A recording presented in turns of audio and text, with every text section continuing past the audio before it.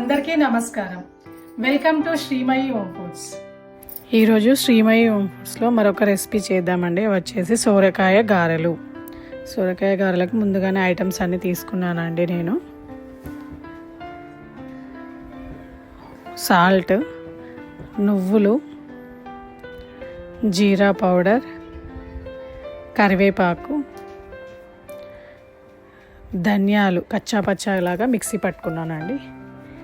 తర్వాత పచ్చిమిర్చి పేస్ట్, కొత్తిమీర, ఒక మీడియం సైజు సోరకాయ రౌండ్ తీసుకున్నానండి. నేను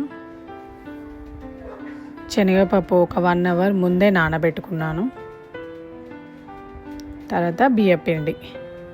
ఇప్పుడు ముందుగా ఈ సోరకాయని చెక్కు తీసుకోవాలి. ఇది మరీ ముదురుగా లేదు, మరీ లేతగా లేదండి, మధ్య రకంగా ఉంది ఈ కాయ. సో ఇలానే తీసుకోవాలి. చెక్కు మొత్తం తీసేసానండి. ఇప్పుడు దీన్ని కట్ చేసుకొని దీని మధ్యలో గింజలు ఉంటాయి కదా, అవి మొత్తం తీసేసుకోవాలి. ఇప్పుడు తీసేసుకున్నానండి. దీన్ని ఈ తురుముకునేది యూజ్ చేసి నేను మొత్తం తురుముకుంటాను.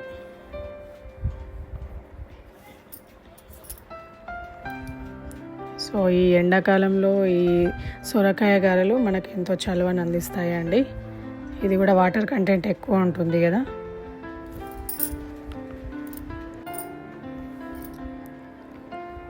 మొత్తం తురిమేసుకున్నానండి. దానికి నాకు ఇంత క్వాంటిటీ వచ్చింది. ఇది దగ్గర ఒక 2.5 కప్స్ ఉంటుందండి. మనకు ఇది సొరకాయ ఫ్లేవర్ ఎక్కువ తెలియాలంటే మన పిండి క్వాంటిటీ అనేది తక్కువ చేసుకోవాలి, లేదంటే ఈక్వల్ క్వాంటిటీ తీసుకున్నా కానీ సరిపోతుంది. నేను ఇప్పుడు దీనికోసం ఒక 3 కప్స్ బియ్యపిండి వేస్తున్నాను. మీరు సొరకాయ ఫ్లేవర్ తక్కువ తెలియాలంటే కొంచెం 4 కప్స్ వరకు అయినా వేసుకోవచ్చు. నేనైతే 3 కప్స్ పిండి వేసుకున్నానండి. ఇప్పుడు దీనిలో పచ్చిమిర్చి పేస్ట్ వేస్తున్నాను. దీనిలో కొద్దిగా సాల్ట్ వేసుకొని మిక్సీ పట్టుకున్నానండి. నెక్స్ట్ కొత్తిమీర కట్ చేసి వేస్తున్నాను. తర్వాత ధనియాల పౌడర్ ఒక 2 టేబుల్ స్పూన్స్ వేస్తున్నాను. తర్వాత జీరా పౌడర్ ఒక 1 టేబుల్ స్పూన్, నువ్వులు ఒక 3 టేబుల్ స్పూన్స్ అండి. ఎక్కువ కావాలంటే ఎక్కువ కూడా వేసుకోవచ్చు.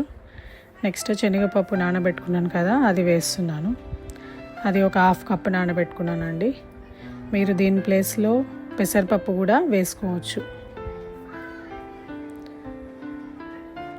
నెక్స్ట్ కరివేపాకు వేస్తున్నానండి. తర్వాత ఒక 1/2 టేబుల్ స్పూన్ సాల్ట్ వేస్తున్నాను. ఎందుకంటే నేను ఆల్రెడీ పచ్చిమిర్చిలో సాల్ట్ వేసుకున్నాను. సో ఇప్పుడు 1/2 టేబుల్ స్పూన్ వేసుకుంటున్నాను. ఒకసారి అన్నీ మంచిగా కలిసే విధంగా కలుపుకోవాలి. దీనిలో ఆనియన్స్ ఇంకా వెల్లుల్లిపాయలు చిన్న చిన్న ముక్కలు కట్ చేసి వేసుకుంటే చాలా టేస్టీగా బాగుంటుంది. కానీ నాకు కస్టమర్ వద్దన్నారండి, సో అందుకే నేను వేయలేదు. సో మ్యాక్సిమం దాని సొరకాయ వాటర్ కన్సిస్టెన్సీతో సరిపోతుంది. ఒకవేళ సరిపోకపోతే మనం కొద్దిగా వాటర్ యాడ్ చేసుకొని పిండిని సాఫ్ట్గా కలుపుకోవాలి. మరీ టైట్గా కాకుండా కొంచెం లూజ్గానే ఉంచుకోవాలి. సో ఇంత లూజ్గా ఉంచుకున్నానండి నేను పిండిని. ఇప్పుడు కడాయిలో ఆయిల్ పెట్టుకున్నాను. ఇంకొక కవర్ తీసుకున్నానండి. ఆ కవర్ పైన మనం పిండి ముద్దను తీసుకొని కొంచెం లావుగా గారెల్లాగా ఒత్తుకోవాలి. కొద్దిగా చేతికి ఆయిల్ పెట్టుకోవాలండి, ఎందుకంటే పిండి మరీ సాఫ్ట్గా ఉంది కదా. సో దీన్ని మనం కొద్దిగా మందంగానే ఒత్తుకోవాలి. మరీ పల్చగా ఒత్తుకుంటే కొద్దిగా క్రిస్పీగా వస్తుంది, లావుగా ఒత్తుకుంటే మెత్తగా ఉంటాయి. ఇవి ఒక 2 to 3 డేస్ వరకు నిల్వ ఉంటాయండి. 2 to 3 డేస్ వరకు కూడా మెత్తగానే ఉంటాయి. మనం ఒక డబ్బాలో వేసి మూత పెట్టుకోవాలి కొంచెం చల్లగైన తర్వాత. సో అలా పెట్టుకుంటే 2 to 3 డేస్ వరకు ఇవి మెత్తగా తినే విధంగానే ఉంటాయి.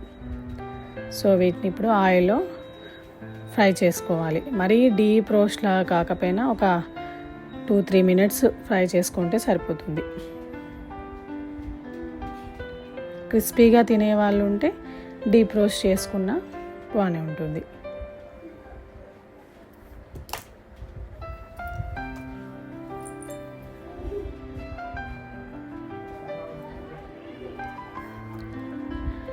సో ఇవి ఫ్రై చేయడానికి పెద్ద టైం ఏం తీసుకోదండి. ఈ పిండి మొత్తం తొందరలోనే కంప్లీట్ అవుతుంది.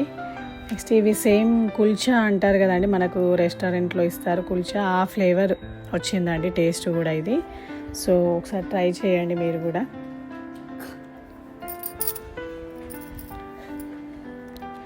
ఇవి మెత్తగా తింటేనే బాగుంటుంది. సో నేను మధ్య రకంగా కాల్చుకున్నానండి వీటిని. ఆయిల్ వంపుకొని వీటిని ఒక గిన్నెలో వేసుకోవాలి.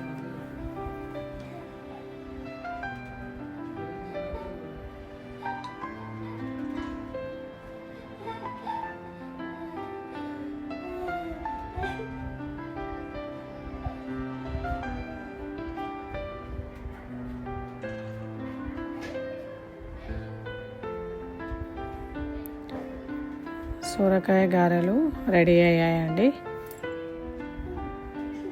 చూడడానికి అయితే చాలా టేస్టీగా బాగా అనిపిస్తున్నాయి, తింటే కూడా బాగున్నాయండి.